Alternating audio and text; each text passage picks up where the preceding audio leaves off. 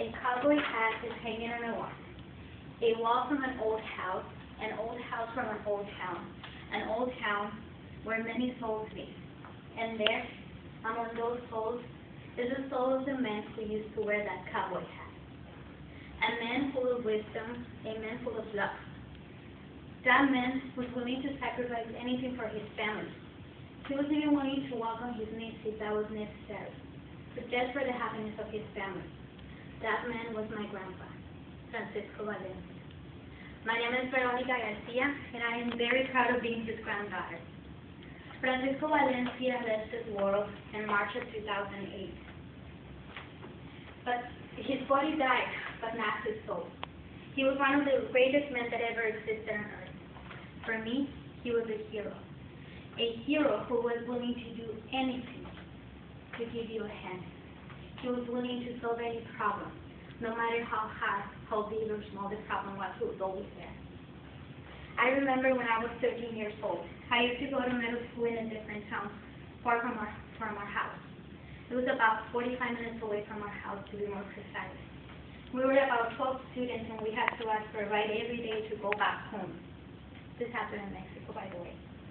Well, one day nobody would pick us up after school. It was almost night time, and none of our parents would go pick us up. But I made a call to the only person that was going to be willing to make the trip. And guess what? There he was, my grandma.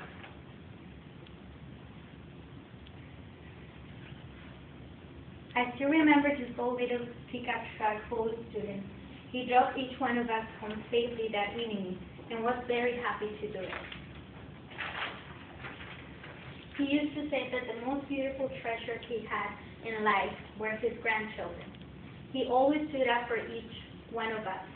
I remember that I used to be called the spoiled one by everybody else in the family, because no matter how busy he was or how hard he was for me, he would always have time for me.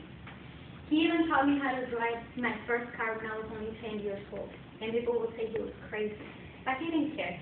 I still remember the first time I drove his car. I was so scared. I can still remember how I was sweating and shaking, but all he would say was, "Don't worry, you're doing just fine." Even if I was driving like a drunk person, he would say, "Don't worry, keep going, you're doing just fine." He made me feel so proud of myself. I can't remember, God knows how feeling secure I feel when I was with him. And now, every time I visit his house, I can still feel his sense and smell his perfume. It even feels like he never left. I close my eyes and see him smiling at me like he always did. I can still imagine him doing his garden and smiling and waving his hat to everybody passing by, because he was very well known by everybody in town. "Hola, Don Pancho," would everybody say. He was the mechanic, the plumber, the gardener. He was the handyman of the town. My grandma remembers him every day. She always looked very happy and even said she was grateful of being his wife. They got married at a very young age. She was only 13 years old and he was already 23. But despite the difference of ages, they were always in love. He would kiss her and hug her in front of everybody. Even my mom used to say, "I don't recall ever seeing my parents fighting or arguing. They were always so happy." Well, let me tell you, my grandfather was a very, very wise man. He would make up jokes and tell stories to keep us entertained. He taught us how to overcome our fears, showing us the path to becoming the persons we are today, respectful and responsible, respect and love. Those were the main points of his teachings. Teachings that today, as his grandchildren, make up our hearts and minds.